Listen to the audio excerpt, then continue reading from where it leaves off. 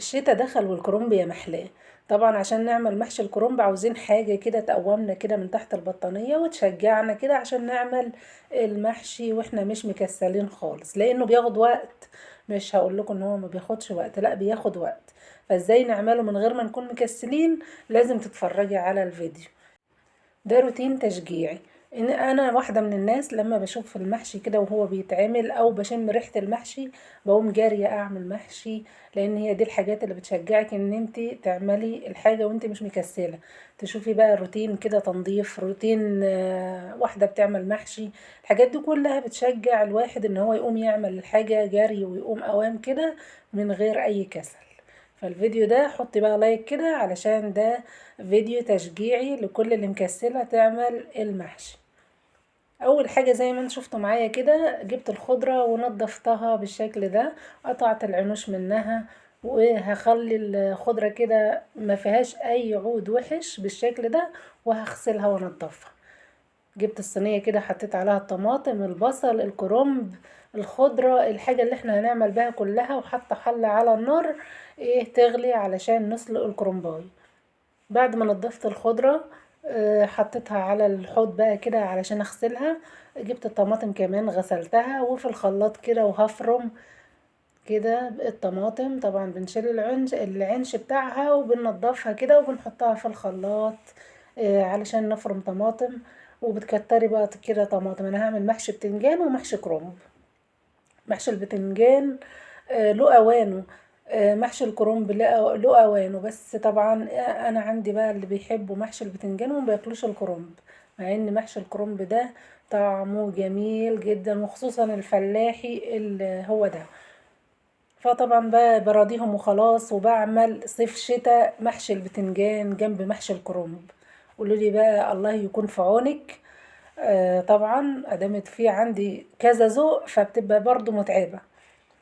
زي ما شفتوا معايا فرمت الطماطم وقطعت الخضار، وتعالوا بقى نقطع الكرنباية كده.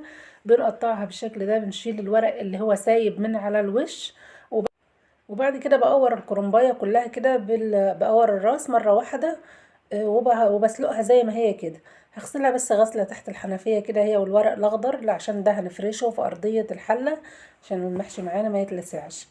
بعد ما غسلت الكرنباية حطيت لها بقى معلقة من الملح وشوية صغيرين كده من الكمون. رشة بسيطة من السكر عشان تسكر لنا ورق الكرنب كده وتخليه طعمه حلو. حطيت رشة من الكمون الصحيح، وده بقى عشان ما يخليش الكرنب يعمل معاكي اي انتفاخات. هنسلق الكرنباية بالشكل ده، وكل ورقة هتتسلق بنشيلها. بص هي دي طريقتي انا في سليق الكرنب.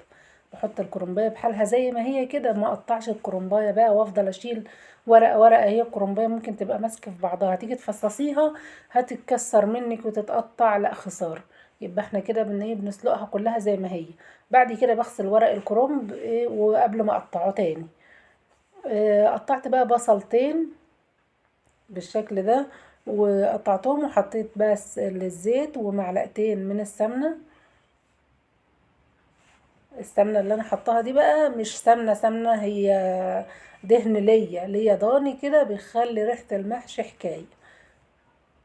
انا بسيحها وبضيفها على الاكل، هي طعمها حلو قوي. بكده هنعمل المحشي بالطعم اللي الضاني. هنضيف بقى البهارات على البصل، وقرنين من الفلفل، فلفل احمر على فلفل حار اخضر.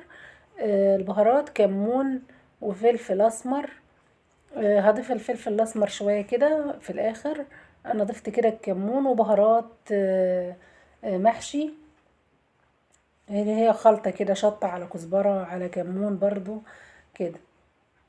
حطيت البهارات مع البصل، وادي كده الفلفل الاسمر.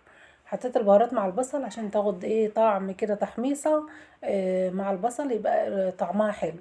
البصل ما بنحمروش، هو يا دوب بس بيدبل. وبعد كده بننزل بالصلصة. صلصة بقى كبيرة كده عشان تكفي كيلو من الرز. مليت شفشق الخلاط زي ما انتوا شفتوا معايا بالطماطم. بعد كده بنمسك كده الكرنب بنقطعه، بنشيل العرق بس كده وبنلف وبنقطع على طول. خلي بقى الورقة كده على 3 علشان ما تبقاش كبيرة قوي. دي كده تقطيعتي في ورق الكرنب. في ناس بقى بتقطعه وبعد كده تفرده تقطعه واحده واحده. انا بستخدم بصراحه على طول كده، ما بيجيليش طولة بال ان انا بقى ارصه طبقات وافضل اقطع. لا، وانا شغاله بقطع على طول باستمرار. هتشوفوها معايا برضو. بقى عشان الرز ياخد طعم حلو كده من الخضار، بنقلب الخضار مع الرز قبل ما نضيف الصلصه. ده كيلو من الرز على 3 حزم من الخضار. الخضار مشكل بقدونس وكزبرة وشبت. ونزلت بقى بالصلصة زي كده.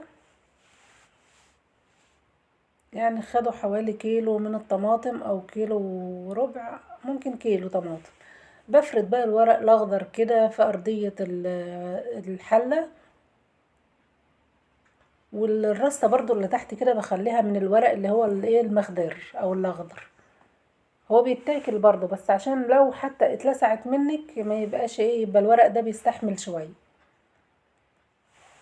لو وصلت معايا لحد هنا في الفيديو حطي لايك وقولي لي بتتابعيني من اي بلد، وشير الفيديو كده مع اصحابك، عشان كل اللي حابة تعمل محشي كده تشجع وتقوم تجري تعمل المحشي لولادها.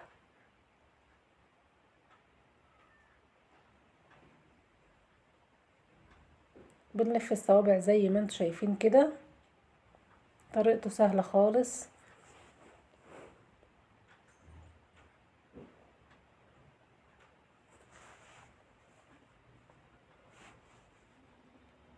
طبعا انا مش هلف كمية المحشي دي كلها معاكم، انا هلف كام صبع كده، وبعد كده هرجع لكم بعد ما اخلص لف المحشي.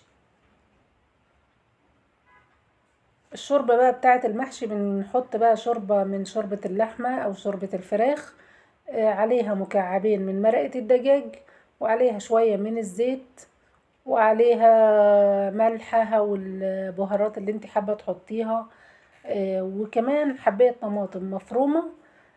وهتشوفوا معايا برضو الخلطة كده. كده كنت بحشي بقى محشي البتنجان.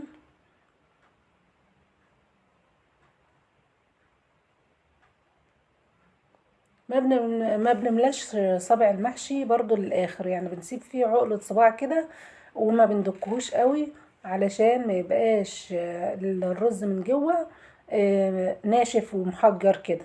ده كده طبعا النور طفى كالعادة. فخلاص بقى مش مشكلة، بالكشاف كده بتاع الموبايل.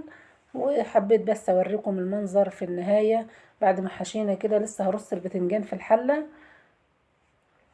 شوفوا بقى معايا طبعا معرفتش افرم حباية الطماطم، فخرطتها زي ما هتشوفوا معايا كده. بصوا الطماطم خرطتها، بس هي المفروض ان احنا نفرمها كده علشان ما تبقاش كده ايه صحيحة. بسيب رصة او رصة او رصتين كده من الكرنب يكون معلهم مش واصلهم شوربة، علشان ما يطلعش معجن ويطلع مفلفل كده زيه زي الايه محشي البتنجان. وبشغل عليه النار، اول ما بيغلي بهدي النار شويه. بعد ما رصيت محشي البتنجان ضفت له برضو من الشوربه. طبعا قلت لكم الشوربه ضايفه لها مرقه دجاج وبهارات وزيت علشان يلمع المحشي كده ويبقى حلو. وملحاها مظبوط، بتبقى زايده شويه في الملح عن الحدق.